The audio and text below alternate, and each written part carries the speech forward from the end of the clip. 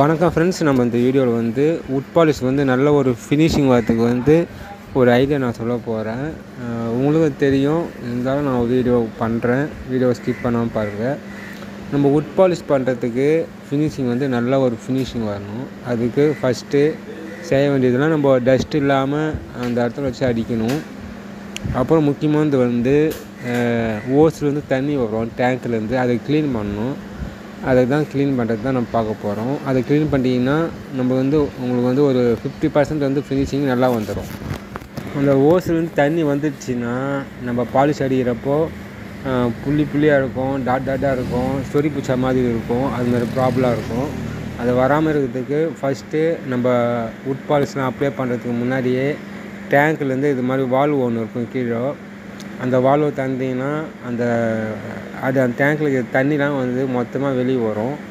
அது எடுக்காமல் அடிச்சிங்க அப்படின்னா டேங்க்கில் இருக்கிற தண்ணிலாம் ஆவியாகி மறுபடியும் நம்ம ஓஸ்லேயே வரும். இது மாதிரி எடுத்துகிட்டு அது மாதிரி ஓஸையும் க்ளீன் பண்ணிவிட்டு எடுத்துகிட்டு தண்ணி ஓஸ்லேயும் தண்ணி வரும். அதுலேயும் ஃபோர்ஸாக ஏர் ஓப்பன் பண்ணி வெளியே எடுத்துட்டிங்கன்னா அதுலேயும் தண்ணி வராது. உங்களுக்கு வந்து ஒரு 50% வந்து 50% வந்து உங்களுக்கு வந்து அந்த தண்ணி ப்ராப்ளம் வந்து நின்றுடும்.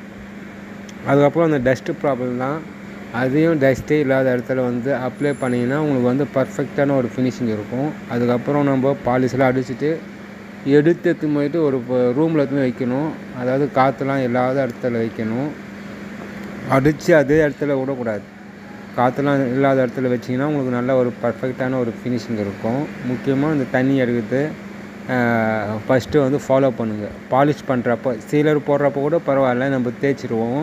ஆனால் பாலிஷ்ன்றது வந்து ஃபைனல். அதை வந்து பர்ஃபெக்டாக பண்ணுங்கள். ஸ்ப்ரே கன்னில் பார்த்தீங்கன்னா தெரியும், நான் வந்து அந்த ஓஸ் ஜாயின் பண்ணுற இடத்துல வந்து காட்டன் கிளாத்தை சுற்றி வச்சுருப்பேன். அது மாதிரி கன்னுக்கு முன்னாடியும் காட்டன் கிளாத்தை சுற்றி வச்சுருப்பேன். ஏன்னா அதுலேயும் தண்ணி வந்து செதுரும். அதுவும் முக்கியமாக பாருங்கள்.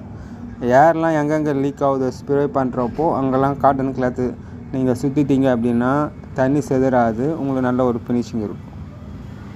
இந்த வீடியோ பிடிச்சா லைக் பண்ணுங்கள், மற்றவங்களுக்கு ஷேர் பண்ணுங்கள்.